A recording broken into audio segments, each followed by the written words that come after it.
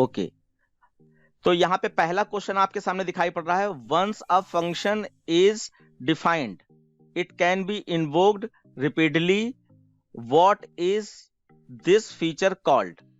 जब कोई function define किया जाता है तो इन्वोक्ड रिपीटली, उसको एक से अधिक बार इन्वोक मतलब कॉल करना होता है, कराया जाता है। इस फीचर्स को क्या कहा जाता है? इंटरफेस कहा जाता है, रीयूजेबिलिटी कहा जाता है, या आपका रीस्ट्रक्चरिंग कहा जाता है, ऑल ऑफ अबव। क्या सही आंसर होगा इसका बच्चों? रीयूजेबिलिटी। रीयूजेबिलिटी। तो इसका सही आंसर हो गया आपका रीयूजेबिलिटी। रीयूजेबिलिटी का मतलब एक फंक्शन एक बार बनाने के बाद आप जितनी बार चाहो उसको कॉल कर सकते हो, वर्डमेन के अंदर से जितनी बार चाहो तुमको कॉल कर सकते हो। तो जितनी बार कॉल करोगे उतनी बार ही वो अपना जो उसके अंदर कोड लिखा होगा वो वाला वर्क कर परफॉर्म कराएगा। ठीक, नेक्स्ट क्वेश्चन है, if a function does not return any value, अगर कोई फंक्शन वैल्यू रिटर्न नहीं कर रहा है तो उसका return type, it's return type should be, क्या होना चाहिए? Void.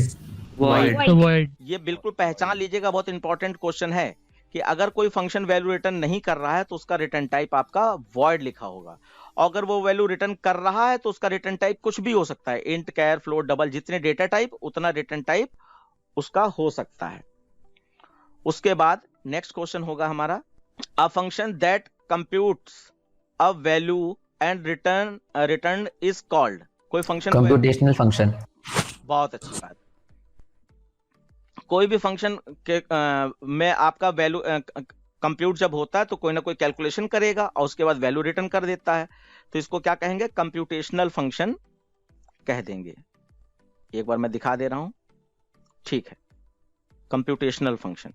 Okay, a type of parameter that are used to identify what data is to be passed to a function is called formal parameter, actual parameter, a and b both, or none of these? Actual parameter. बिल्कुल, किस जगह से हम पता करते हैं कि कौन सी वैल्यू भेजी गई है? तो यहाँ पे तो बच्चों फॉर्मल पैरामीटर लिखा है। अब देखो मैं यहाँ पे आपको दिखा रहा हूं, जैसे कि फंक्शन आपका void compute आपने दिया है, तो फॉर्मल वर्ड कंप्यूट, और इसके अंदर आपने INT A और कैर B दिया है, ठीक है, कैर B ऐसे करके दे दिया। तो ये तो फंक्शन प्रोटोटाइप है और इसमें ये फॉर्मल पैरामीटर है, और जब इसको कॉल करेंगे तो obj डॉट कंप्यूट लिखा आपने, कंप्यूट, और उसके अंदर आपने 5 कॉमा मान लीजिए आपने P भेज दिया ऐसे करके, तो ये आपका एक्चुअल पैरामीटर होता है। तो यहां पे कह रहा है कि a type of parameter that are used to identify what data is to be processed. ये कहां से पता चलता है? तो हमें ये फॉर्मल पैरामीटर से क्या पता चल रहा है कि यहां में एक इंटीजर और एक कैरेक्टर आपका प्रोसेस कराया जा रहा है। देखो प्रोसेस हो कहां रही होती है? प्रोसेस फंक्शन डेफिनेशन के अंदर हो रही होती है, ये फंक्शन के अंदर प्रोसेस हो रही होती है। तो इसके पैरामीटर में डेटा टाइप का भी मेंशन किया गया है और इसके अंदर ही वर्किंग होगी। तो सबसे नियरेस्ट आंसर यहां पर आपका फॉर्मल पैरामीटर ही माना जाएगा। एक्चुअल पैरामीटर में खाली डेटा भेजा जा रहा है, वहां पे कोई प्रोसेस नहीं हो रही, वो डेटा सिर्फ फंक्शन कॉल किया जा रहा है, डेटा भेजा जा रहा है, तो इसलिए आपका फॉर्मल पैरामीटर इसका सही आंसर माना जाएगा। क्लियर हो गया बच्चों? Yes sir. Yes sir. उसके बाद जो है नेक्स्ट है आपका, the parameter list in a function definition is called. Parameter list function signature. Function signature, okay बिल्कुल सही। पैरामीटर लिस्ट में कोई पैरामीटर लिस्ट है उसमें इन अ फंक्शन डेफिनेशन, तो उसको आपका फंक्शन सिग्नेचर कहा जाएगा, बिल्कुल सही है। फिर नेक्स्ट क्वेश्चन है आपका, the first line of the function definition is called. Function prototype. Function prototype. Function prototype, ये वाली लाइन आप याद ही कर लीजिए। फंक्शन प्रोटोटाइप का मतलब किसी भी फंक्शन की जो पहली लाइन होती है उसको फंक्शन प्रोटोटाइप कहते हैं। और ये हमें क्या क्या बताती है? फंक्शन का रिटर्न टाइप क्या होगा, फंक्शन का नाम क्या होगा, उसकी पैरामीटर लिस्ट में कैसे आर्गुमेंट होंगे, ये तीनों चीजें इसमें पता चलती हैं। ओके, बहुत अच्छी बात है। अच्छा, अब यहां पे लिखा है the number of values that a function can return is. इसमें नंबर ऑफ वैल्यू किसी फंक्शन में कितनी रिटर्न कराई जा सकती हैं? तो एक कराई जा सकती है किसी फंक्शन में, 2 या 3 या 4, कितनी वैल्यू रिटर्न कराई जा सकती है? 1 सर 1 वैल्यू। 1 वैल्यू। 2 क्यों नहीं रिटर्न कराई जा सकती हैं? या 3 या 4? सिंपल सी बात है। एक क्वेश्चन और भी इसमें हो सकता भी आ जाए कि एक फंक्शन में रिटर्न स्टेटमेंट कितने होंगे। तो मैंने बताया थे एक फंक्शन में कई सारे रिटर्न स्टेटमेंट हो सकते हैं। इफ एल्सिफ वाला स्ट्रक्चर यूज करके आप ऐसा कर सकते हैं, लेकिन चलेगा कोई एक ही। रिटर्न स्टेटमेंट कई हो सकते हैं लेकिन वर्क कोई एक ही से होगा। तो वैल्यू रिटर्न किससे होती है? रिटर्न स्टेटमेंट से होती है। तो अगर रिटर्न स्टेटमेंट चलेगा कोई एक ही एक बार में, तो इसका मतलब वैल्यू भी कोई एक ही रिटर्न हो सकती है। 4 वैल्यू एक साथ में रिटर्न नहीं हो सकती या 2 वैल्यू रिटर्न नहीं हो सकती। तो आपका पहला आंसर सही हो जाएगा, 1 वैल्यू रिटर्न करता है, क्योंकि रिटर्न टाइप एक ही एग्जीक्यूट होता है। रिटर्न टाइप हो कई सकते हैं लेकिन एग्जीक्यूट एक ही होगा कोई। Okay, a local variable in a function has its scope. किसी भी फंक्शन में जो कर्ली ब्रैकेट ओपन करते हैं और उसके अंदर कोई वेरिएबल डिक्लेयर कर दिए तो वो लोकल वेरिएबल कहे जाते हैं। तो उनका स्कोप क्या होता है? स्कोप का मतलब वो कहां कहां तक एक्सेस किए जा सकते हैं पूरे प्रोग्राम भर में। तो यहाँ पे limited within a function पहला है option. Can be accessed anywhere within a same class, no limitation at all, none of these. A limited Sir, A within the option. function. Okay, limited within a function, बिल्कुल। तो यहां पे जैसे आपने void compute बना दिया या कॉम्प बना दिया और इसके अंदर आपने कोई वेरिएबल डिक्लेयर किया int a और इसमें कोई 5 डाल दिया वैल्यू। अगर आप इसमें यहां पर प्रिंट कराओगे a को तो ये प्रिंट हो जाएगा, 5 प्रिंट कर देगा। अब अगर ये a जो है इस फंक्शन से बाहर कहीं प्रिंट कराने की कोशिश करोगे, सॉरी मैंने यहां पर प्रिंट कराना है, तो अगर इस फंक्शन से बाहर कहीं कोई प्रिंट कराने की कोशिश करोगे ए को, तो यहीं पे आपका एरर आ जाएगी, ये फंक्शन में एरर आ जाएगी, क्योंकि ए जो है इसका स्कोप मतलब ये कहां कहां यूज किया जा सकता है। तो जहां डिक्लेयर हुआ उसी के फंक्शन बॉडी के अंदर ही ये यूज किया जा सकता है, इसीलिए इसका लिमिटेड स्कोप होता है with in a function. Which among the function following is valid name for a function? तो इसमें आइडेंटिफायर रूल्स के हिसाब से बताइएगा कौन सा है फंक्शन, ये सही है या टू फंक्शन ये सही है या fun space in Two space function. Action. Sir, function सही है. Sir function A Sir, option. A1. Sir A A वाला ऑप्शन सही है। तो यहाँ पे देखो ये आपका जावा का फंडामेंटल था आइडेंटिफायर्स क्या होता है। तो आइडेंटिफायर्स का मतलब बताया गया था, identifier is a name which is given to the different part of the Java program. Java के डिफरेंट पार्ट में जहां जहां यूजर को एक्सेस है कि वो अपनी तरफ से कोई नाम दे सकता है, तो उन सारे नाम को आइडेंटिफायर्स कहते हैं। तो वो कौन कौन से होते हैं? तो आपका जैसे वेरिएबल का नाम यूजर खुद डिसाइड करता है। दूसरा क्या हो सकता है? क्लास का नाम, क्लास नेम यूजर खुद डिसाइड करता है। तीसरा क्या होता है? तीसरा आपका फंक्शन का नाम, यहां पर यही आपका दे दिया गया, फंक्शन का नाम यूजर खुद डिसाइड करता है। और चौथा होता है जो क्लास का ऑब्जेक्ट बनता है, ऑब्जेक्ट का नाम। तो सिर्फ ये 4 नाम ऐसे हैं जो यूजर खुद डिसाइड करता है। अब यहां पर ये आइडेंटिफायर कहा जाता है। तो आइडेंटिफायर के कुछ रूल होते हैं, मैं आइडेंटिफायर के रूल थोड़े बताता हूं जो इंपॉर्टेंट है।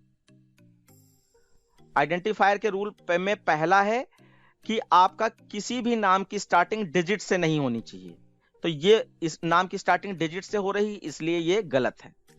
दूसरा रूल है कि किसी भी नाम में, ये चारों नामों की बात हो रही है, किसी भी नाम में कोई स्पेशल कैरेक्टर नहीं होना चाहिए। जैसे इसमें हैश का साइन है तो ये इसलिए गलत है। स्पेशल कैरेक्टर में सिर्फ अगर है भी तो $साइन और अंडरस्कोर का साइन, ये दो ही कैरेक्टर सिर्फ किसी भी नाम में रखे जा सकते हैं, इसके अलावा कोई भी कैरेक्टर सही नहीं है। और तीसरा रूल है आपका कि किसी भी नाम में अगर वो एक से अधिक वर्ड से मिलकर बन रहा है तो उसके बीच में ब्लैंक स्पेस नहीं होने चाहिए। जैसे ये ब्लैंक स्पेस दे दिए हैं तो इसकी वजह से ये गलत है। तो ये आपका ये हो गया। और चौथा एक रूल मैं और बता दे रहा हूं कि कोई भी नाम में जावा का कोई रिजर्व कीवर्ड यूज नहीं होना चाहिए। जैसे मैं फंक्शन का नाम यहां पर फॉर रख दूं तो फॉर तो एक लूप होता है, फंक्शन का नाम कंटिन्यू रख दूं तो कंटिन्यू एक कीवर्ड होता है जंपिंग स्टेटमेंट का, तो कोई रिजर्व कीवर्ड नहीं होना चाहिए। ये आपको रूल्स याद रखने पड़ेंगे।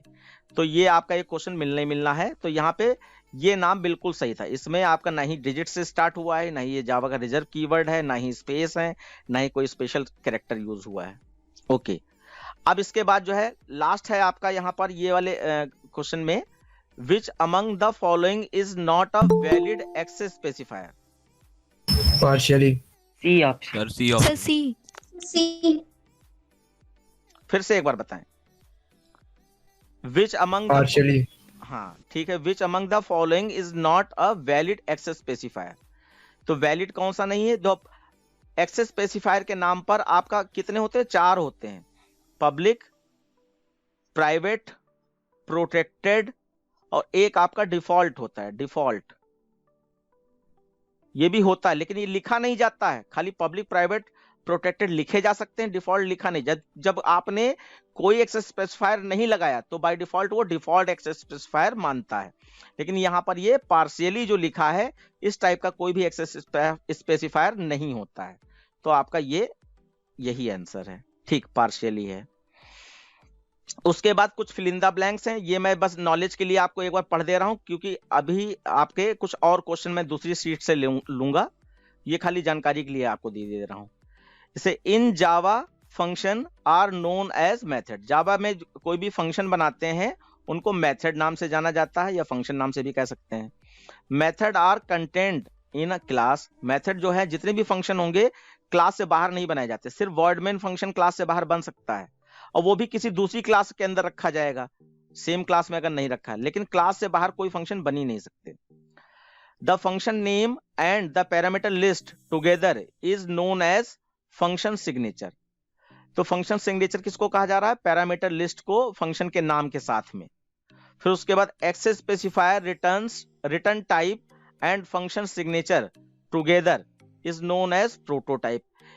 जैसे पब्लिक, प्राइवेट, प्रोटेक्टेड, शायद में पब्लिक, वॉइड, इनपुट ऐसे करके लिखा है और पैरामीटर लिस्ट भी हो सकती है, तो पहली लाइन वही जो है वो फंक्शन प्रोटोटाइप या फंक्शन हेडर भी कही जाती है।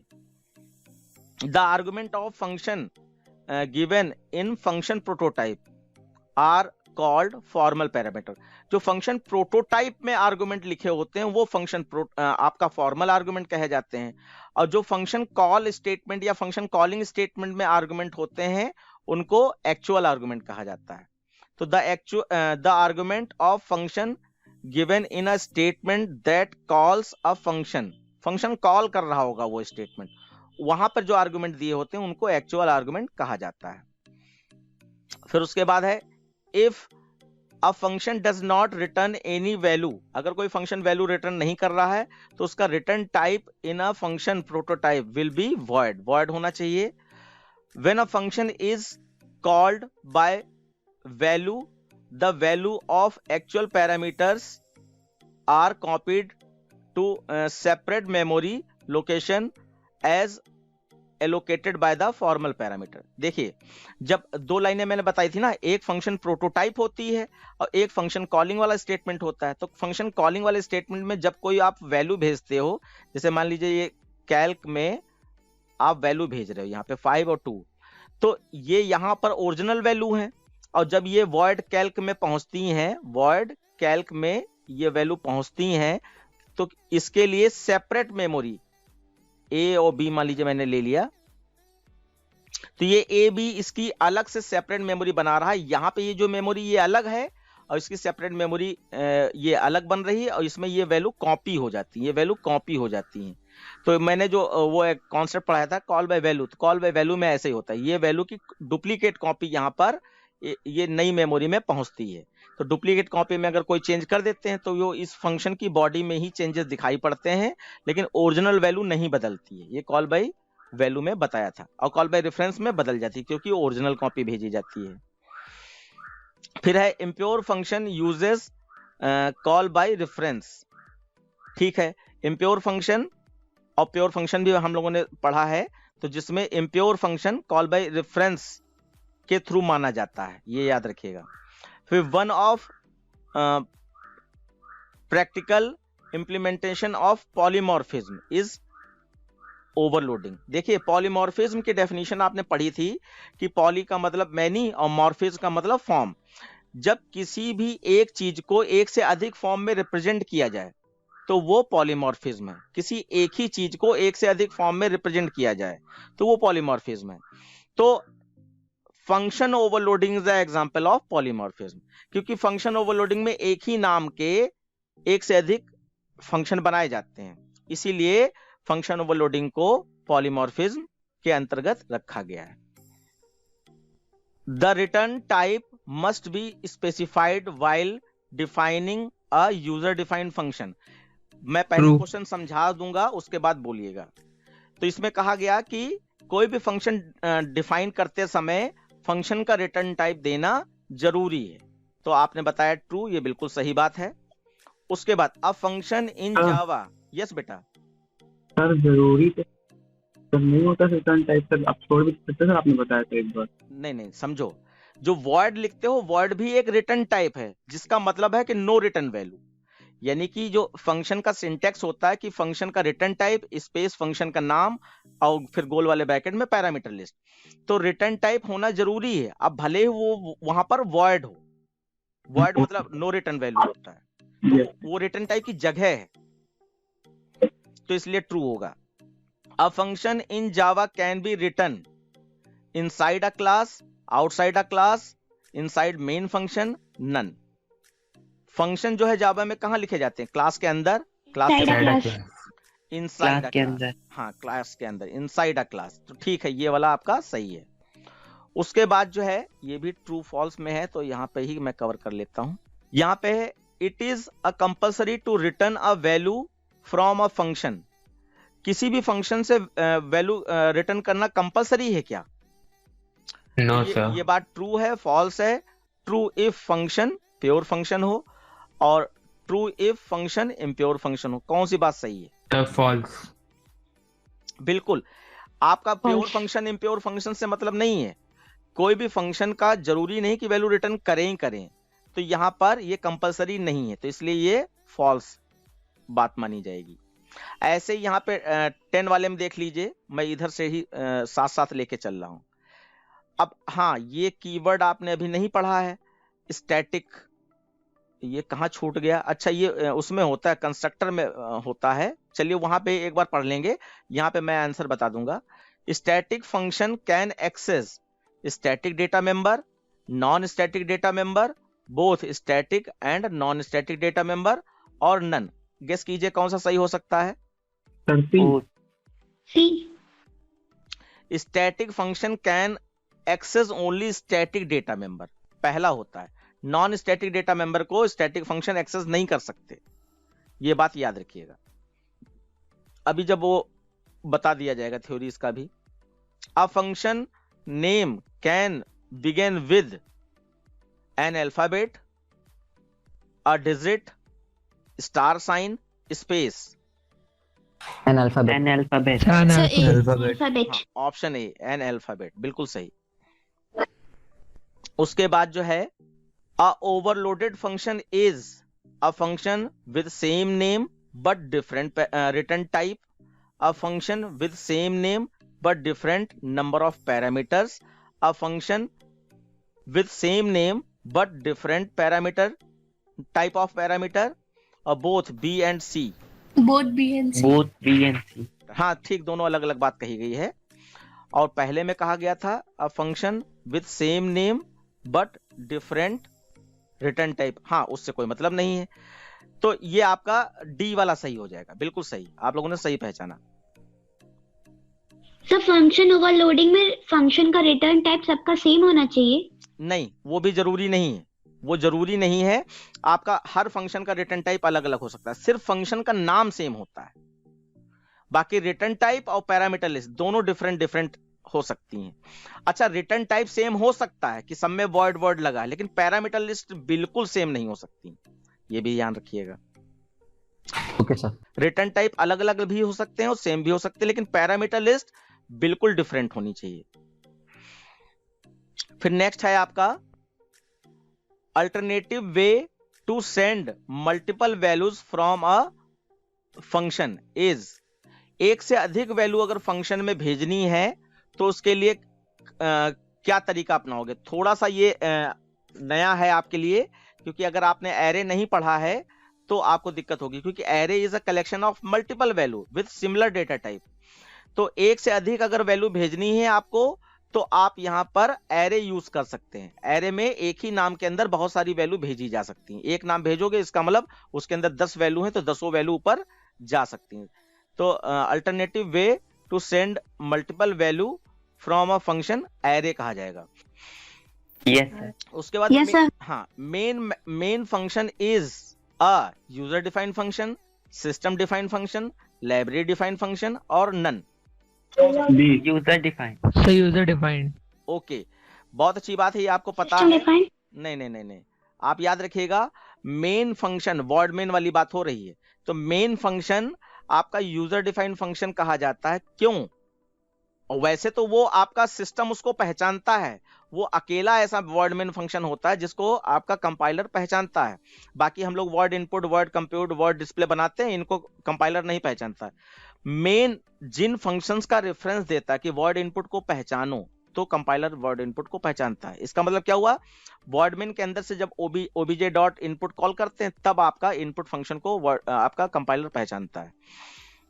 लेकिन यहाँ पे सही ऑप्शन इसका यूजर डिफाइंड फंक्शन है। क्यों?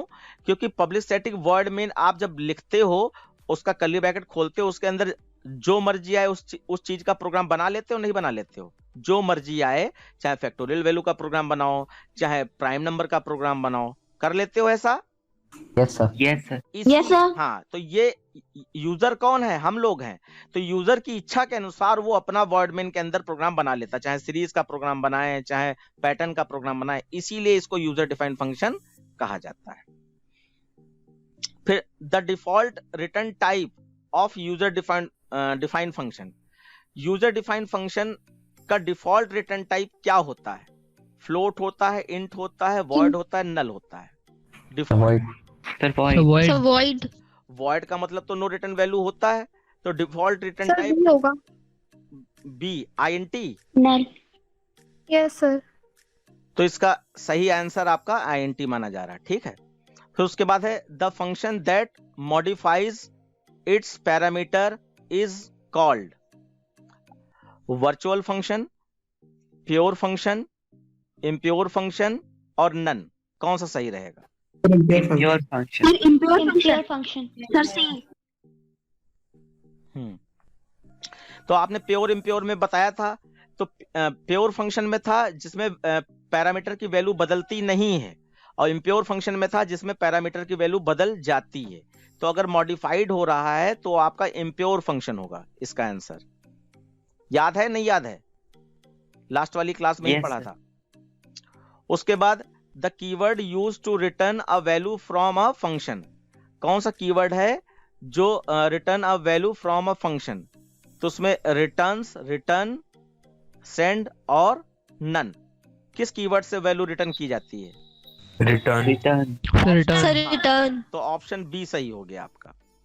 Function prototype means return value of a function, name of the function, return type of a function और return type, name and input to a function.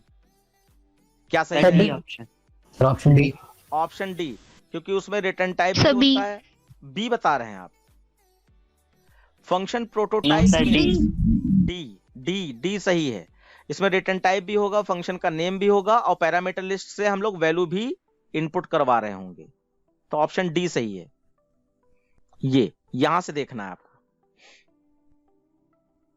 From question number 14 to 18, find the odd one. Odd one यानी जो अलग से दिखाई पड़ रहा हो। तो यहाँ पे ऑड वन में देखिए function, method, a block of code in curly bracket और पैकेज, इसमें से कौन सा अलग दिखाई पड़ रहा है? पैकेज। बिल्कुल, क्योंकि ब्लॉक ऑफ कोड Package. आपके फंक्शन में होता है और फंक्शन को ही मेथड कहते हैं, तो ये तीनों सेम है और पैकेज आपका डिफरेंट है, अलग है। सही है। उसके बाद नेक्स्ट है फंक्शन ओवरलोडिंग, पॉलीमॉर्फिज्म और one this in many different form और इनहेरिटेंस। इनहेरिटेंस। Inheritance. Sir, बिल्कुल, हाँ, inheritance. बिल्कुल सही, इनहेरिटेंस है, क्योंकि फंक्शन ओवरलोडिंग एग्जाम्पल है पॉलीमॉर्फिज्म का, और पॉलीमॉर्फिज्म का मतलब है one this in many different form, तो इनहेरिटेंस सही है।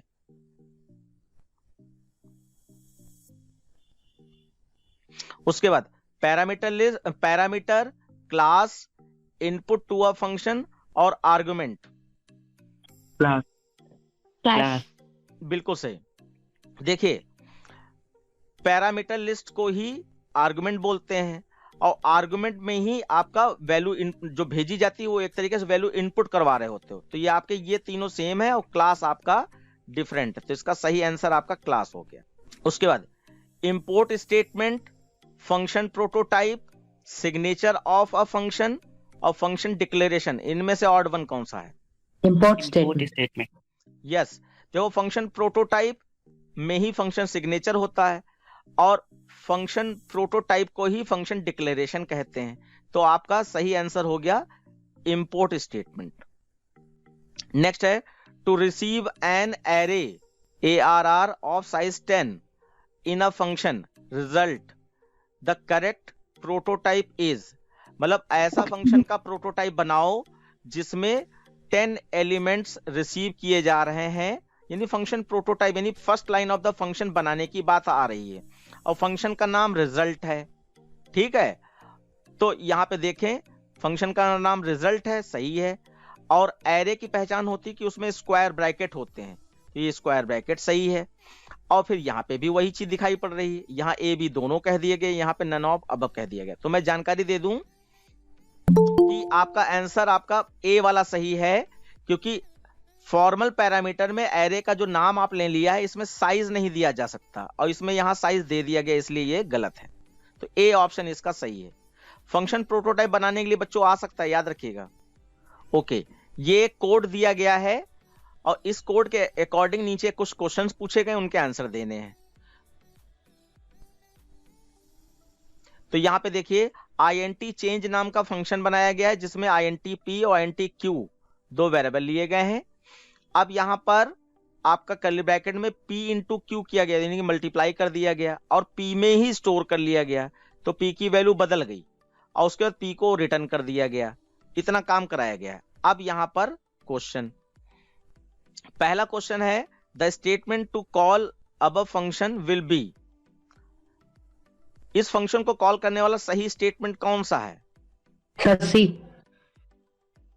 ओके, मैं देखता हूं पहला वाला जैसे 10 और 20 भेजा गया, तो दो पैरामीटर है, तो दो पैरामीटर इसमें भी हैं। ये बात ए होगा। मैं यहाँ पे मैच करवा रहा हूं, देखो, और जिन फैक्टर्स को ध्यान में रखते हुए मैं मैच करवा रहा हूं उन पर फोकस कीजिएगा। देखो पहले मैंने पैरामीटर लिस्ट चेक की, तो पैरामीटर लिस्ट इसमें भी दो इंटीजर हैं और यहाँ पे भी दो इंटीजर में ही को ही इनपुट कराया गया, यानी वैल्यू एक्सेप्ट कर रहे हैं, रिसीव कर रहे हैं, ये बात सही है। फिर फंक्शन का नाम देखा, चेंज यहाँ है, यहाँ पे भी चेंज है और स्पेलिंग भी बिल्कुल same, upper case lower case same है, ये भी सही है। फिर आगे जब बढ़े तो यहाँ पे इसके पीछे कुछ नहीं दिया गया और इसमें INT लगा है, तो INT का मतलब वैल्यू रिटर्न कर रहा है, तो यानी वैल्यू को स्टोर करने के लिए कोई वेरिएबल का नाम यहाँ पे नहीं दिया गया है, इस वजह से ये वाला गलत है। यहाँ पे तो इस बात से गलत हो गया कि यहाँ पॉइंट वाली वैल्यू यानी फ्लोट वैल्यू भेजी जा रही है, डबल वैल्यू भेजी जा रही, और स्टोर तो यहाँ पे इंटीजर वैल्यू हो रही, इसलिए ये गलत है।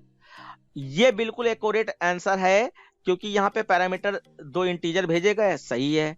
फंक्शन का नाम चेंज है, और वैल्यू जो रिटर्न होगी, ये रिटर्न P वाली वैल्यू कहाँ स्टोर होगी, आकर R में स्टोर होगी, तो P वाली वैल्यू को स्टोर करने के लिए R नाम का वेरिएबल लिया गया है, तो इस वजह से आपका आंसर नंबर C सही है।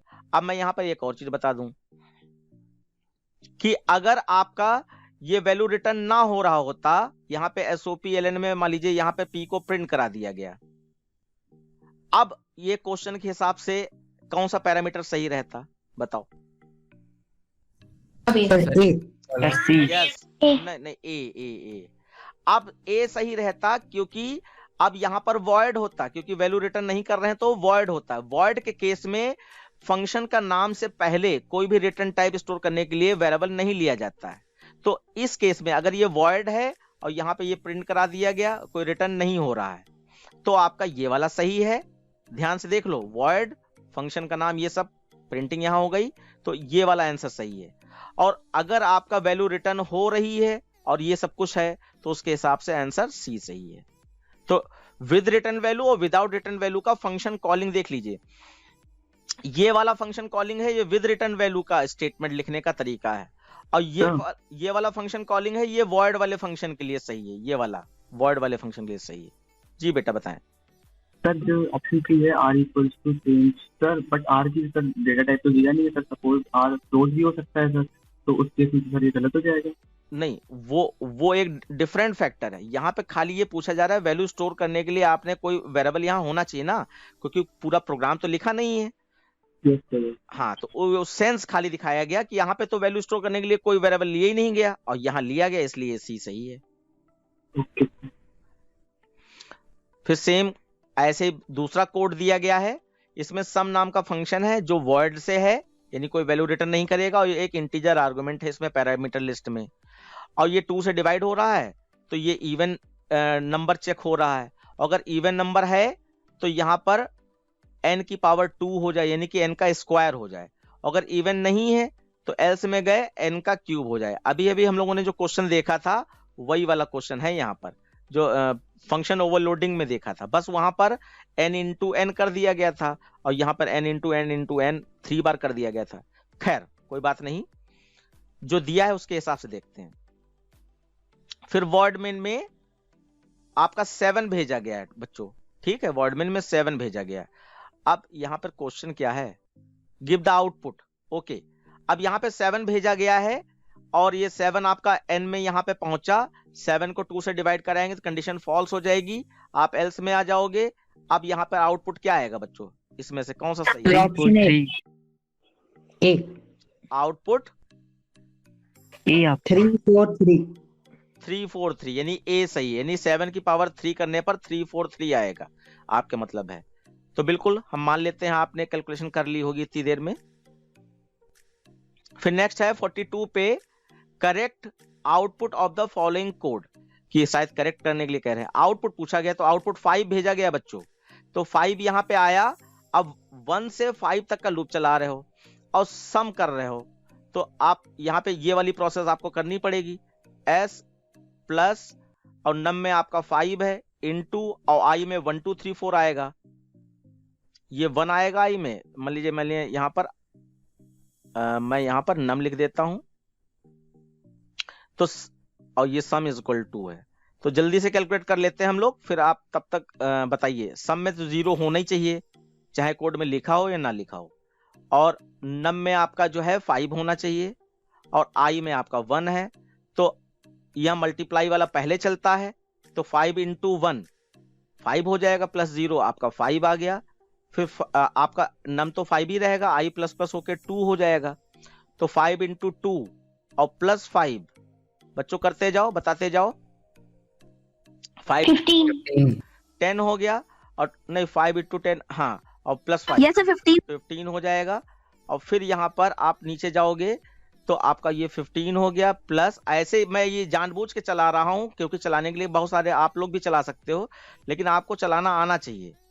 तो ये आपका आई की वैल्यू 3 हो जाएगी, आई प्लस प्लस होके सर 150 150 आ सर जाएगा, 30 सर 130। 15 plus 15 30 यस सर फिर सर सिर्फ 30। ओके ओके ओके ओके, ठीक ठीक ठीक, सिर्फ 30। मैं कैलकुलेशन नहीं कर रहा हूँ, आप पे छोड़ दिया है। अब यह 30 लिख दिया, प्लस 5 इंटू 4, आप करके बताओ। 50 सर। सर 50 50, फिर लास्ट एक और चला लो, 50 प्लस 5 इंटू 5 75 सर 75. तो इसका 75 आ गया, उसके बाद लूप फॉल्स हो जाएगा। अब यहां पर 75 आउटपुट दिया है, ठीक है, 75 आउटपुट दिया है। और अब यहां पर हम लोग कैसे समझें कि यहां पर ये आउटपुट सही माना जाए या ना माना जाए, क्योंकि हमने तो इग्नोर कर दिया ना कि INT आई डिक्लेयर नहीं है, sum is equal to INT sum is equal to 0 भी डिक्लेयर नहीं है। तो इसको हम क्या माने कि ये एरर देगा या ये रिजल्ट? Error, syntax error. बिल्कुल बिल्कुल सही बच्चे, सिंटैक्स एरर देगा ये। लेकिन क्वेश्चनार जो है, जो क्वेश्चन पूछ रहा है, उसने एरर नाम का ऑप्शन नहीं दिया गया है। इसका मतलब ये इग्नोर करने के लिए वो सोच रहा है कि आप इसको इग्नोर करो, आप खाली कैलकुलेशन पे ध्यान दो। और अगर वो चाहता कि हाँ यहाँ पे एरर आनी चाहिए, तो यहाँ पे उसको एरर देना चाहिए था। सर प्रिंट स्टेटमेंट तो दिया नहीं है। आप यहाँ पे समझिए, क्या आपको समझना है कि यहाँ पर ये जो INT आई और INT as equal to 0 board में जब क्वेश्चन आएगा, क्योंकि ये तो किसी पब्लिकेशन ने प्रिंट कर दिया है, बोर्ड में जब क्वेश्चन आएगा तो इसमें ऐसी कोई मिस्टेक नहीं पाई जाएगी। आप ध्यान रखिएगा, ठीक है, इस चीज को बिल्कुल मान के चलिएगा, बोर्ड के पेपर में ऐसी कोई मिस्टेक नहीं पाई जाएगी। और अगर कभी कर देते हैं वो लोग, तो उसका फिर आप कोई भी आंसर दें, उसका पूरा फुल मार्क्स आपको दिया जाता है। तो यहां पर नो आउटपुट आएगा, क्योंकि इस फंक्शन में प्रिंट लाइन तो कहीं कोई है ही नहीं। इस वजह से आपका ऑप्शन नंबर सी है। तो ये सिर्फ कंफ्यूज करने के लिए कि आप जल्दीबाजी करेंगे तभी गड़बड़ होगा। अब जल्दीबाजी क्या की, अरे टाइम के हिसाब से करना है, तो लूप देखा, फटाफट उसको चलाना चालू कर दिया। ये नहीं देखा कि प्रिंट स्टेटमेंट भी तो होना चाहिए प्रिंट करने के लिए। ये गलती है, ये जल्दीबाजी है। फिर यहां पर नेक्स्ट क्वेश्चन में आधा पार्ट है, यहां पर what will be the output दिया गया है, सम डिजिट, सम डिग लिखा है, इसका हम सम ऑफ डिजिट कर रहे हैं, नम में जो भी वैल्यू भेजी गई है। सम इज इक्वल टू 0 देखो यहाँ पे दिया, ठीक है, ये बिल्कुल सही है। व्हाइल लूप में ये पार्ट कराया जा रहा है। तो नम में जो भी नंबर भेजा गया होगा, नीचे मैं देख लेता हूं, ये नंबर भेजा गया है, मैं लिख देता हूं यहां पर 2 3 3 4, ये आपका नंबर है और यहां पे नम में भेजा गया। अब आपका फर्ज क्या बनता है कि क्या सम ऑफ डिजिट वाला ये कोड सही है, बस इतना ध्यान देना है। तो पहले नंबर 0 से बड़ा हो ये चेक किया जाता है, सही है। फिर आखिरी डिजिट तोड़ी जाती है, तो 1 3 3 4 में 4 टूट जाएगा, ये सही है। वो डी में आता रहेगा और सम में सम होता रहेगा। और फिर नंबर को छोटा करना, यानी 4 हट जाए, ये भी सही है। तो ये सम ऑफ डिजिट वाला हमारे हिसाब से हमने देख लिया कि ये प्रोग्राम बिल्कुल सही है। अब सम प्रिंट कराएंगे तो इसको चला के चाहे देखें, क्या मैं चला दूं या सीधे सम कर दूं, यही आउटपुट हो जाएगा। बच्चों चला दिया जाए? Yes sir. ठीक है, मैं चला के यस सर, चला दीजिए। इसी तरीके से आपकी प्रैक्टिस भी हो जाएगी। तो आपका ये आपका 2 3 3 4 आया, 0 से बड़ा है, नीचे आया। मॉड 10 का मतलब है पीछे से एक डिजिट निकाल लीजिए, तो ये आपका 4 निकलेगा। और सम में आपका 0 है, मैं इधर लिख देता हूं, sum is equal to sum plus D. तो सम में आपका 0 है और आपका डी में आपका 4 है, तो 0 प्लस 4 आपका 4 हो गया। और उसके नीचे है, अब डिवाइड 10 का मतलब है पीछे वाली डिजिट पूरी तरीके से हटा दो, पूरी तरीके से हटा दिया, क्योंकि वो नम में ही स्टोर हो रही, तो नम की पुरानी वैल्यू रिप्लेस हो जाएगी। लूप ऊपर जाएगा, अब 2 3 3 बचा है, कंडीशन ट्रू है, 0 से बड़ा है, नीचे आए। अब मॉड 10 का मतलब पीछे से एक डिजिट निकाल लें, तो आपका 3 आ जाएगा, और यहाँ 3 लिख लिया। और आपका एस में आपका 4 था, तो 4 प्लस 3 आपका 7 आ गया। सर 7। फिर नीचे आए, डिवाइड 10 किया, तो आपका पीछे से डिजिट पूरी हटा दीजिए, हटा दिया, 23 आ गया। लूप ऊपर गया, 23 is greater than 0, condition true, नीचे आए। मॉड 10 करेंगे तो पीछे से एक डिजिट निकाल लो, 3 निकला, 3 फिर से यहाँ आ गया। और आपका यहाँ 7 था, 7 प्लस 3 आपका 10 हो गया। और उसके बाद नीचे आए, डिवाइड 10 का मतलब पीछे से वाली डिजिट हटा दीजिए, तो हटा दिया। और लूप ऊपर गया, 2 is greater than 0, condition true, नीचे आया। 2 मॉड 10 करेंगे तो छोटे नंबर को बड़े नंबर से डिवाइड करते हैं, तो छोटा नंबर ही रिजल्ट बन जाता है, यानी 2 ही रिजल्ट है डी में। और फिर यहाँ 2 लिख दिया, और यहाँ 10 है, तो 10 प्लस 2 आपका 12 हो गया। और फिर मॉड 10 का मतलब पीछे वाली डिजिट हटा दो, तो हटाने का मतलब है 0 बचेगा। फिर ऊपर जाएगा, 0 is greater than 0, condition false, बाहर आ गया। और सम प्रिंट कराया तो सम में आपका 12 आया, तो 12 आपका इसका आउटपुट प्रिंट हो जाएगा। तो ये प्रोग्राम चलाने की प्रैक्टिस जिन बच्चों ने की उनको कोई दिक्कत नहीं आएगी, क्योंकि बिल्कुल छोटी सी बात है। तो आपका इसका ऑप्शन कौन सा सही हो गया? ऑप्शन नंबर ए सही है।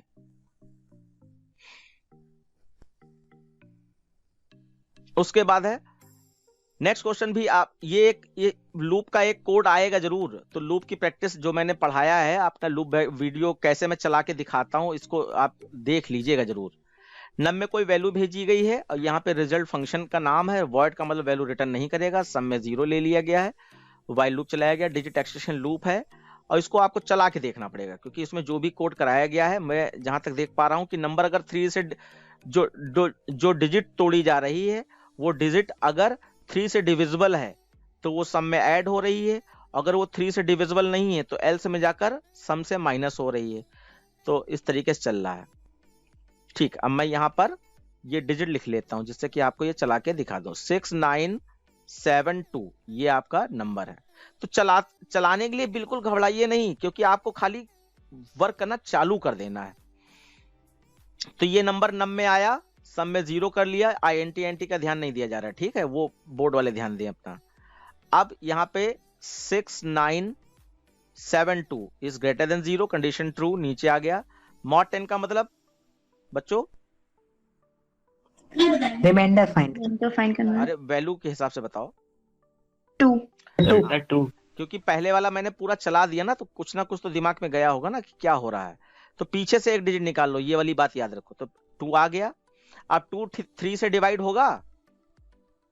नो सर नहीं होगा। तो आप एल्स पार्ट में आ जाओ, और एल्स पार्ट में ये एल्स के सामने ही लिख दिया गया, तो इसको गलत ना मानिएगा। स्पेस देकर आप ये लाइन लिख सकते हो, नहीं तो लाइन चेंज करके भी लिख सकते हो, ये एल्स में ही मानी जाएगी। तो आपका यहाँ पर 2 लाइनें हैं, मैं दोनों अलग अलग डिवाइड कर दे रहा हूं।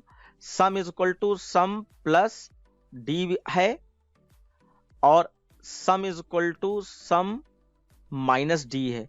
ये आप अपने मन से रफ वर्क कर लीजिएगा जहां कहीं आपकी जगह दी जाए। तो क्योंकि ये डिवाइड नहीं हुआ तो कंडीशन फॉल्स हो गई, आप एल्स में आ गए। अब एल्स में सम में क्या है? सम में तो 0 है, तो एल्स में माइनस वाला पार्ट है, तो यानी 0 माइनस, और डी में क्या आया? 2। तो आपका रिजल्ट क्या आ जाएगा? -2। उसके बाद नंबर छोटा किया जा रहा है, तो यानी कि पीछे से वाली डिजिट पूरी तरीके से हट गई, लूप ऊपर गया। अब ये नंबर बड़ा है, कंडीशन ट्रू है, नीचे आया। मॉड 10 से कौन सा नंबर आ जाएगा? 7। हाँ, अब 7 3 से डिवाइड करो, डिवाइड नहीं होता है, कंडीशन फॉल्स। आप एल्स में फिर से आ गए, आ जाओगे ना, आप एल्स में आ जाएंगे। और यहाँ हाँ, यहाँ पे आपका -2 -7, क्योंकि सम माइनस डी है ना, तो -7 लिखना ही पड़ेगा, और यहाँ रिजल्ट में सम में -2 था ही, तो आपका कितना आ जाएगा? -9 -9 आ जाएगा। बहुत अच्छा बच्चों। फिर डिवाइड 10 का मतलब, ये डिवाइड 10 वाली लाइन ना इफ में है ना एल्स में, ध्यान रखिएगा, क्योंकि कर्ली ब्रैकेट नहीं है। तो पीछे वाली डिजिट हटा दें। अब आपका यहाँ पे 69 इज ग्रेटर देन 0, तो यहाँ मॉड 10 करने पर 9 टूटेगा। अब 9 3 से डिवाइड हो जाता है, यस कंडीशन ट्रू है। हाँ, कंडीशन ट्रू है, तो अब इधर वाला ये सम चलेगा। तो सम में आपका इस समय क्या है? -9 है, क्योंकि दोनों लाइनें सेम है, बस माइनस प्लस का अंतर है। तो सम में आप वही वैल्यू मानिएगा। क्या मानेंगे? -9 मानेंगे। -9, और इसमें क्या हो रहा है? प्लस हो रहा है बच्चों। तो -9 प्लस, और डी में आपका क्या निकला? 9।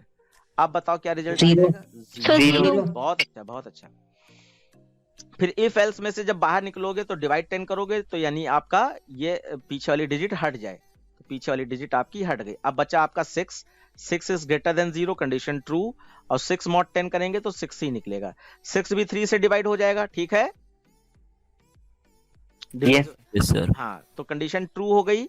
तो आपका यहाँ पे डी में 6 है, और सम में आपका 0 आ चुका है, तो 0 + 6, तो आपका 6 आ जाएगा। उसके बाद फिर आप बाहर आए, डिवाइड 10 किया, तो 6 डिवाइड 10 करोगे तो 0 आ जाएगा। अब 0 is greater than 0, condition false हो गई, आप बाहर आ गए। तो आपका आंसर क्या हो गया बच्चों? 6 हो गया। फाइनल आंसर आपका 6 है। अब इसका मैं मैच करा दे रहा हूं, ठीक है? आपका दिया गया है, तो यहां पर आपका 6, ऑप्शन ए सही है। उसके बाद है which of the following declaration illustrate function overloading A में, बी में, सी में और डी में। देखो क्या करेक्ट आंसर हो सकता है जो फंक्शन ओवरलोडिंग की डेफिनेशन में अप्रोप्रिएट हो। यहां पे वेरिएबल का नाम जब प्रोग्राम लिखोगे तब देना कंपलसरी है, लेकिन बुक में अगर नाम नहीं लिखा है, इसका मतलब जब प्रोग्राम लिखोगे तो INT A, INT B इस तरीके से आप खुद लिख लोगे, ये लिखना पड़ेगा। हाँ बच्चों बताओ। बोथ है option D A and C. Option D A और सी। तो देखिए ए और सी के हिसाब से हमारी फंक्शन ओवरलोडिंग की डेफिनेशन थी कि फंक्शन का नाम सेम होना चाहिए, तो ए में नाम सेम है। पैरामीटर लिस्ट अलग अलग होनी चाहिए, तो 2 इंटीजर है यहाँ पे 1 इंटीजर 1 फ्लोट है, बिल्कुल सही। और रिटर्न टाइप सेम है तब भी ठीक है, और नहीं सेम है तब भी ठीक है, तो ये वाला सही है। उसके बाद सी में आप कह रहे हो तो फंक्शन का नाम सेम होना चाहिए, तो कॉल मी सेम है।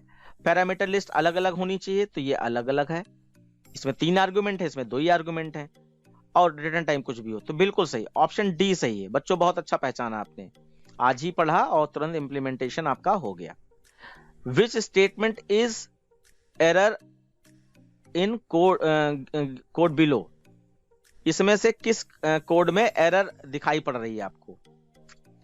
ये फंक्शन एक डिक्लेयर किया गया है, तो लाइन 1 में एरर है, या कर्ली ब्रैकेट्स लाइन 2 में एरर है, या लाइन 3 में एरर है?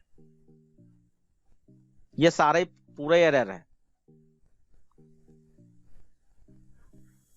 लाइन 1 बिल्कुल सही, क्योंकि फंक्शन का नाम तो दिया है, रिटर्न टाइप की जगह पर अगर वैल्यू रिटर्न नहीं कर रहे हैं तो वॉइड लिखना चाहिए, अगर वैल्यू रिटर्न कर रहे हैं तो इंट, कैर, फ्लोट, डबल कुछ भी लिखें, तो ये वाली चीज गलत है। ठीक है, और बाकी कर्ली ब्रैकेट खुलता ही खुलता है, एसओपी लाइन में कुछ प्रिंट करा रहे हो प्रिंट कराओ, कोई दिक्कत नहीं है। पाइथन लिखने से ये तो एक मैसेज है ना, तो ये कोई एरर थोड़ी ना हो गई, तो लाइन 1 में एरर है खाली। ऑप्शन ए सही होगा। सर यस बेटा। सर जैसे कि आपने कहा कि उसमें रिटर्न करने के लिए सर हमें डेटा टाइप्स लिखने हैं, तो सर वो नॉन प्रिमिटिव भी हो सकते हैं? रिटर्न टाइप में बिल्कुल हो सकता है। आपका Yes, sir. 12th में आपका एक टॉपिक है ऑब्जेक्ट पासिंग एज आर्गुमेंट, वहां पे देखो अगर नहीं रिटर्न कर रहा है तो वॉइड होगा, अगर रिटर्न कर रहा है तो कोई प्रिमिटिव डेटा टाइप होगा। और अगर आपका ऑब्जेक्ट पासिंग एज आर्गुमेंट वाला कॉन्सेप्ट लें तो यहां पर सिर्फ और क्या हो सकता है, क्लास का नाम हो सकता है। जहां पे ये डेफ लिखा है यहां पे सिर्फ क्लास का नाम हो सकता है। Okay, 1 statement has error in the following code, identify it. अब ये एरर वाला वाकई में है, तो देखो इसमें आपने लिखा private void read INTX curly bracket, यहां प्रिंट लिख दिया मैथ लाइब्रेरी और कर्ली ब्रैकेट बंद। बताइए कौन सा स्टेटमेंट एरर वाला दिखाई पड़ रहा है?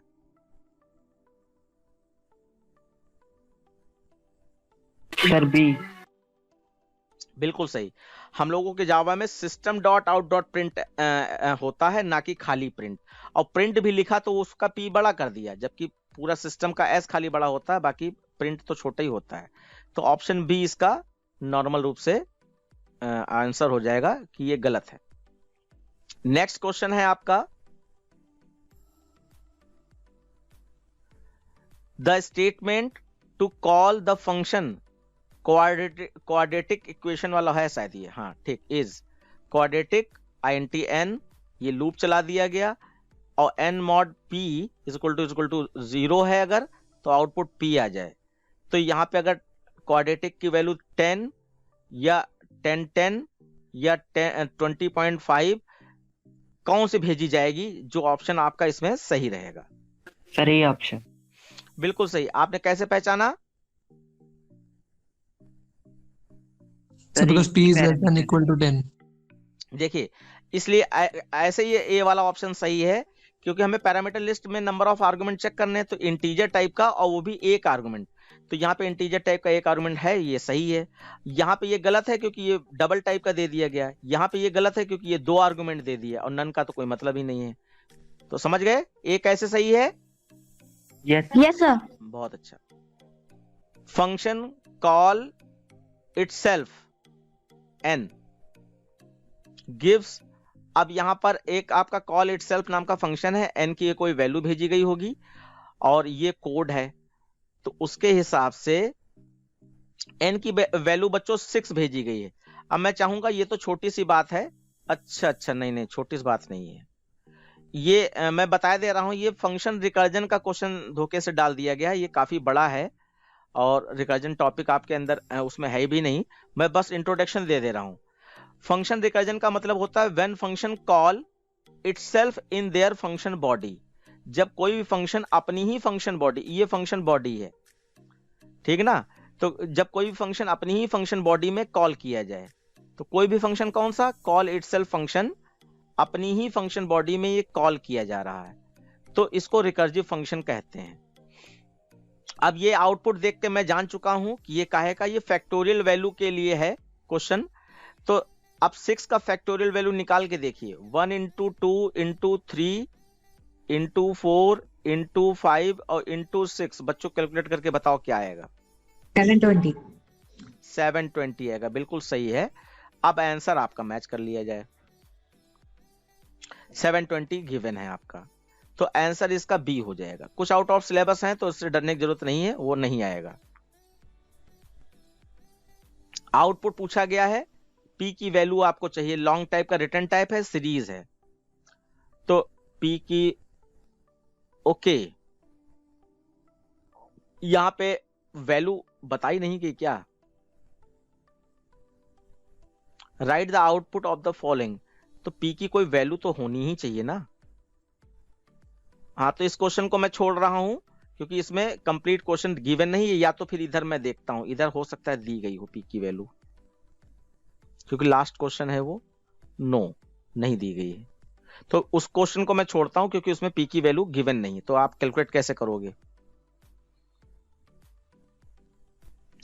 यहां पे है what will be the print the area of square.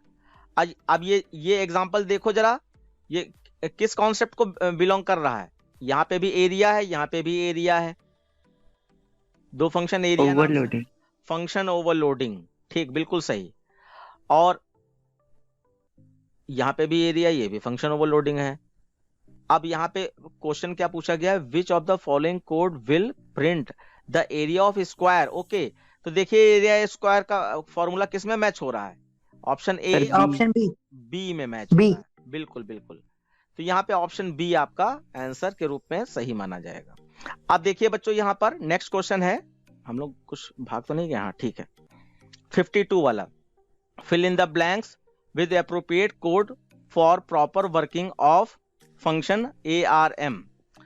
The function will receive a number and check whether a number is Armstrong number or not and display message accordingly. तो Armstrong number आपको पता है, Armstrong number is number whose sum of cubes of digit is equal to the number.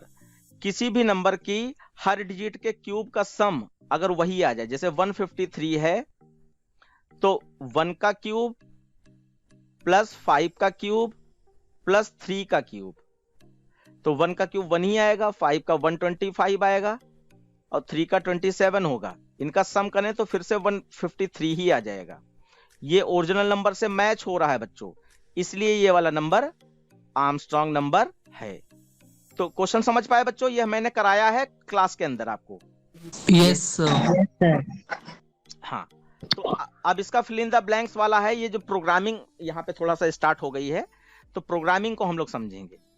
तो code बस आप इसको कैसे करना है, इसको करना ऐसे है कि ये वाला काम कराने के लिए जो कोड गिवन है उसमें आंसर भी दिए हैं, तो ये वाला काम की डिजिट टूटे, उसका क्यूब हो, फिर वो सम हो जाए और लूप चलता रहे तब तक जब तक वो 0 से बड़ा रहे, ये वाला आपको देखना है, ठीक है।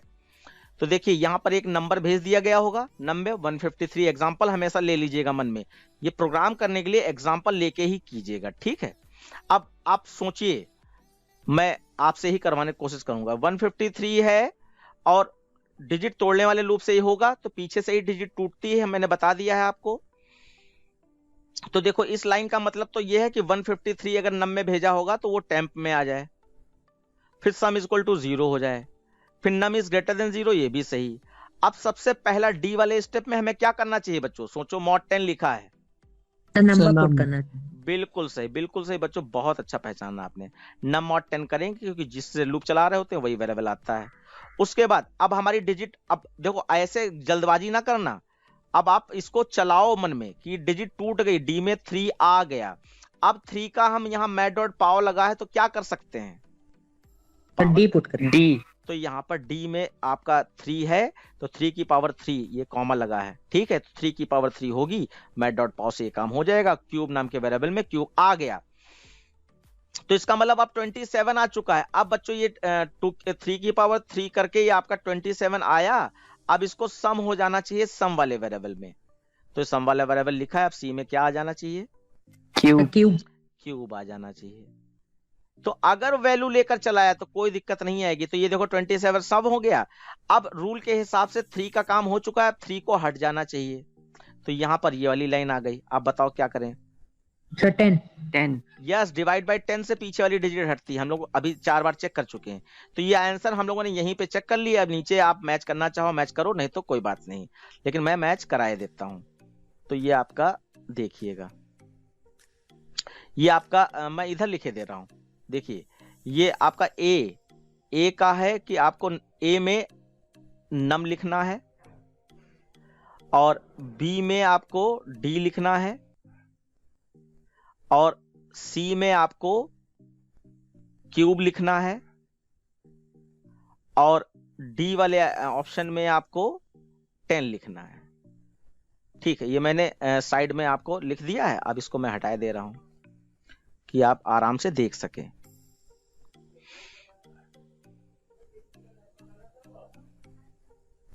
अच्छा, एक लाइन और छूट गई है। अब ये आपका सब हो गया, सम हो गया, यानी कि 5, फिर 5 का क्यूब हो जाएगा, फिर 1 का क्यूब हो जाएगा, और फिर आपका 125 आ जाएगा, फिर 1 आ जाएगा, फिर 153 आ गया। ये सब आ चुका है। अब बचा क्या बच्चों? ई में चेक करना रह गया। तो यहां क्या रह गया? If sum is equal to F, sorry F में आपकी वैल्यू डालनी है। तो एफ में कौन सी वैल्यू चेक कराएं? सम को किससे चेक कराएं? यस, टेम में, क्योंकि टेम में ओरिजिनल वैल्यू है। क्योंकि नम को अगर चेक करा दोगे तो नम तो 0 हो चुका ना यहाँ डिवाइड करते करते, तो टेम्प में है। तो यानी कि यहाँ पर ई में आपका इफ आ जाएगा, और फिर आपका एफ में आपका आंसर टेम्प हो जाएगा, ये रहेगा। ठीक है बच्चों, अब इसको चेक करा देता हूं मैं। ये आपके आंसर्स हैं, फिर से मैं लिख दे रहा हूं। तो आप देखिए बच्चों, यहां पर ए में ABC, ए में आपका क्या है? पहले का ए वाला नम होना चाहिए, तो आपका ए का सेकंड वाला सही है। और बी का देखिए, बी में आपका डी लिखा है, बी का पहला वाला सही है। और सी में आपका यहाँ पर क्यूब लिखा है, तो ये आपका क्यूब वाला सही है। और उसके बाद हम लोगों को अब और देखना पड़ेगा आगे। तो आपका जो है, हम लोगों ने सी तक देख लिया था। अब डी वाला देखिए, तो डी वाले में हम लोगों ने लिखा है 10, तो आपका 10 आंसर सही है। ई वाले में हम लोगों ने लिखा है इफ, तो आपका इफ सही है। और एफ वाले में हम लोगों ने टेम्प लिखा है, तो यहां पर आपका टेम्प सही है। तो बच्चों आपने बहुत खूबसूरती से एक चीज समझ ली कि एग्जाम्पल लेकर, वैल्यू लेकर अगर आपने कोड लिखने की कोशिश की और चलाते जाइए एक एक स्टेप, तो आपका तुरंत बन जाएगा। ये वाला क्वेश्चन बहुत ही आसान। और अगर आप वैल्यू, अच्छा हिंट कैसे मिलेगी?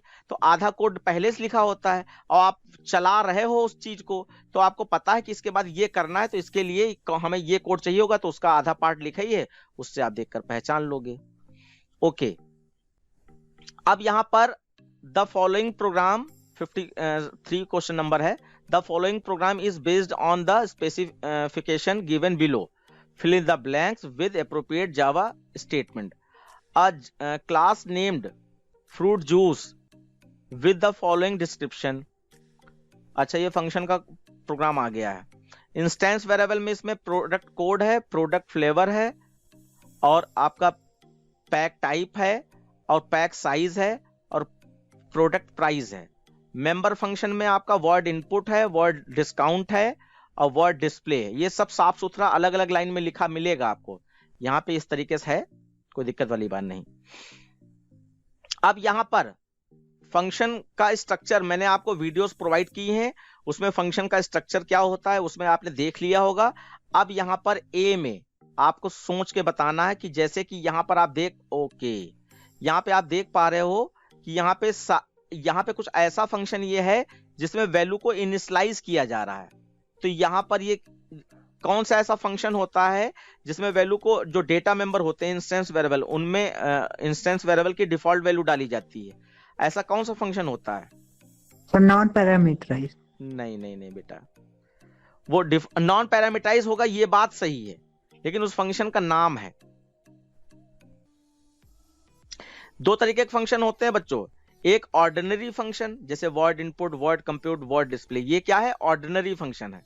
और एक फंक्शन होता है बच्चों कंस्ट्रक्टर फंक्शन। तो कंस्ट्रक्टर फंक्शन में ऐसा कुछ कराना होता है या ऑर्डिनरी फंक्शन में ऐसा कुछ कराना होता है? सोच के देखो। Constructor function. चलिए, बहुत अच्छी बात है, आपने आंसर दे दिया, भले समझ में आया हो या ना आया हो। यहां पर कंस्ट्रक्टर का प्रोग्राम दे दिया गया है कि कंस्ट्रक्टर के साथ फंक्शन का प्रोग्राम दे दिया गया। कंस्ट्रक्टर का काम, अभी हम लोग कंस्ट्रक्टर टॉपिक डिस्कस करेंगे अगली क्लास में, तो वही यहाँ पे दे दिया गया। कंस्ट्रक्टर का काम होता है क्लास के डेटा मेंबर इंस्टेंस वेरिएबल को या डेटा मेंबर को इनिशियल वैल्यू प्रोवाइड कराना। तो कंस्ट्रक्टर का नाम, क्लास का नाम सेम होता है। तो यहाँ पे बच्चों आपका आ जाएगा, मैं साइड में लिखता जाता हूं इसके आंसर। ए का आंसर आपका यहाँ पे फिल कर दिया जाएगा, फ्रूट जूस। क्लास का नाम और कंस्ट्रक्टर का नाम सेम होता है, तो मैं यहाँ पर फ्रूट जूस लिख लेता हूं। ये आपका फिल इन द ब्लैंक्स में करना था। उसके बाद यहाँ कंस्ट्रक्टर का नाम हो गया, बाकी तो यहाँ कुछ करना नहीं। फिर आपका, अब देखो यहाँ पर जैसे ये बफर रीडर से लिख दिया गया, ऐसे ही आपका बफर रीडर से मुश्किल है लिखा है, आपका यहाँ पे बफर रीडर की जगह पर स्कैनर क्लास लिख के आएगा, यहाँ पे स्कैनर लिख के आएगा। फिर यहाँ पे ये सारे स्टेटमेंट लिखे हैं, हमारा कोई फिल इन द ब्लैंक्स नहीं है, तो हम इसमें कुछ सोचेंगे ही नहीं क्या है, वो अलग बात है कि हमें देख लेना चाहिए। फिर डिस्काउंट निकालना है, तो डिस्काउंट निकालने का तरीका क्या होता है? कुछ ना कुछ परसेंटेज होगा। Product price is equal to B, और यहाँ पे 10% या 10 का डिस्काउंट है, तो क्वेश्चन आपको पढ़ा होना चाहिए। ये क्वेश्चन ऊपर जो गिवन था, ये इसको आपको पढ़ा होना चाहिए। वैसे ये इन्होंने शॉर्टकट मारा है, थोड़ा बनाने की कोशिश की है, लेकिन बहुत हद तक सही नहीं बना पाया, क्योंकि -10 करवाना है डिस्काउंट के लिए। ये बात कहीं ना कहीं या तो लिखी होगी, और इन्होंने फिलहाल, या फिर एक टेबल बना होना चाहिए। और हाँ, टेबल वाला नहीं है फिलहाल, क्योंकि एक ही कोड है डिस्काउंट में। तो यहाँ पर देखो क्या क्या चीजें हैं। डिस्काउंट किस चीज से निकालोगे? सोचो, डिस्काउंट क्या प्रोडक्ट कोड से निकालोगे? नहीं। फ्लेवर से निकालोगे? नहीं। पैक टाइप से निकालोगे? नहीं। पैक साइज से निकालोगे? नहीं। प्रोडक्ट प्राइस से निकालोगे? Yes, product price. तो यहां पे सेकंड आंसर हो जाएगा product price is equal to product price -10। तो आपका इसका आंसर नंबर 2 बी वाला है, प्रोडक्ट प्राइस। ये आपका दूसरा आंसर हो गया। उसके बाद बच्चों यहां पर आगे बढ़ेंगे। अब यहां पे, अब ये जो प्रिंटिंग हो रही है, तो प्रिंटिंग में फंक्शन के नाम इन्होंने आई होप दिए हों। हाँ, फंक्शन देखो, वर्ड इनपुट फंक्शन का नाम है, वर्ड डिस्काउंट है और वर्ड डिस्प्ले है। तो ये प्रिंटिंग हो रही, तो इसका नाम क्या हो सकता है? वर्ड डिस्प्ले हो सकता है। तो आपका इस सी वाले का वर्ड डिस्प्ले है। यानी कि प्रोग्राम तो बनाना ही नहीं है, यहां पर आपको खाली फंक्शन का स्ट्रक्चर याद होना चाहिए। स्ट्रक्चर से ही आपका काम चल जाएगा, बाकी पूरा प्रोग्राम तो लिखा ही है इन्होंने, बस कैलकुलेशन में छोटा सा उन्होंने पूछ दिया। तो देखिए ABC 3 ही आपके थे, तो आप यहाँ पे मैच कर सकते हो। बच्चों मैच करो। ए में कौन सा मैच हुआ? First option. Fruit juice match हुआ।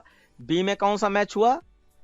प्रोडक्ट प्राइस मैच हो गया। और सी में आपका डिस्प्ले। ओके, तो ये आपका हो गया। अब इसके बाद एक दूसरा क्वेश्चन मैं ले रहा हूं। आ यूजर डिफाइंड फंक्शन इज 1। अच्छा, एक बहुत गलती हो जाती, वो ना हो आप लोगों से, कि क्वेश्चन बिना पढ़े, ढंग से बिना पढ़े आप उसका आंसर देने की कोशिश कभी ना कीजिएगा। कि क्वेश्चन अगर आपने ज्यादातर क्वेश्चन का आंसर क्वेश्चन में ही छुपा होता है, तो इसलिए क्वेश्चन को ढंग से पढ़ा होना जरूरी है। तो यहाँ पर एक थ्योरी बताई गई है, अ user defined function is one that modularities an entire program. It also make code reusability possible. It even help a debugging of error. ये एक पैराग्राफ दिया गया है। There are two type of function, system defined and user defined. दो तरीके के function होते हैं, ये जो काम बताए गए हैं कि आपका रीयूजेबिलिटी है, डीबगिंग एरर पकड़ लेना, उसमें हेल्प करना। तो उसमें दो तरीके के फंक्शन बताए गए, एक आपका सिस्टम डिफाइंड फंक्शन होते हैं, एक आपका यूजर डिफाइंड फंक्शन होते हैं। Are readymade in Java library and can be directly used by programmer. User defined function are not available, ये आई थिंक लास्ट क्वेश्चन होगा। User defined function are not available readily and have to be created by the programmer. These function are to be, मैं ऐसा करता हूं, इसको पढ़ने से अच्छा है मैं क्वेश्चन के हिसाब से इसको पढ़ता हूं, क्योंकि ऐसे पूरा पढ़ने में टाइम लग रहा है मुझे, या मैं अपनी तरफ से ही बता दूंगा, आपको तो पढ़ना ही पड़ेगा वहां पर। तो देखिए, two type of function are, दो तरीके के फंक्शन बताए गए थे, एक system defined and user. System and user. हाँ, तो कौन सा सही रहेगा? Sir third. Option third. तो ये बहुत आसान आंसर निकालने का क्वेश्चन आता है, ये कि सब कुछ पहले से दिया है, खाली आपने एक बार रीड आउट किया हो। उसके बाद नेक्स्ट अगर आप यहाँ पे पढ़ें, the function that are readily available for use are called. तो रीडली अवेलेबल, हाँ मैं एक बार देख लेता हूँ। रीडली अवेलेबल वाली ये है, रीडली अवेलेबल कौन सा है?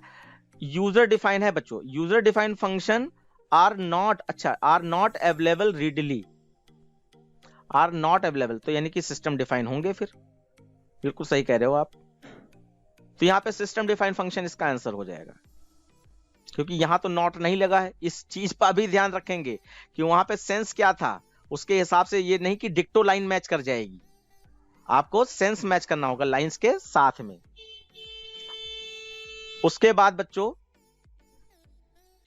Function resides inside class. हाँ, क्लासेस के अंदर फंक्शन बनाए जाते हैं, तो इसका ऑप्शन आपका 1 हो गया। और पहली बात तो कॉन्सेप्ट आपका, क्योंकि आपने जावा पढ़ी हुई है, तो मैक्सिमम तो आंसर आपको पहले से पता होंगे। स्विच केस का कोई पैराग्राफ दे दिया, लूपिंग का कोई पैराग्राफ दे दिया, तो लूप स्विच केस सब पढ़ा हुआ है हम लोगों का। The function of class can be imported by clause. Import. अब देखो यहाँ कंफ्यूज किया, इंपोर्ट्स भी लिख दिया। इंपोर्ट से हम लोग किसी भी पैकेज को इंपोर्ट करते हैं या किसी भी क्लॉज को इंपोर्ट करते हैं अपने प्रोग्राम में। The character use to import all the function and classes in a package, यानी कि सारे एस्ट्रिक। बहुत अच्छा बच्चा। हाँ, एस्ट्रिक साइन होता है क्योंकि हम लोग यहाँ पर import.java.util.asterisk लगाते हैं। तो एस्ट्रिक का मतलब होता है उस यूटिल पैकेज में जितने भी इनबिल्ट फंक्शन हो या क्लासेस हो, वो हमारे प्रोग्राम में इंपोर्ट हो जाए, जिससे हम उनको यूज कर सके। तो एस्ट्रिक साइन लगाते हैं।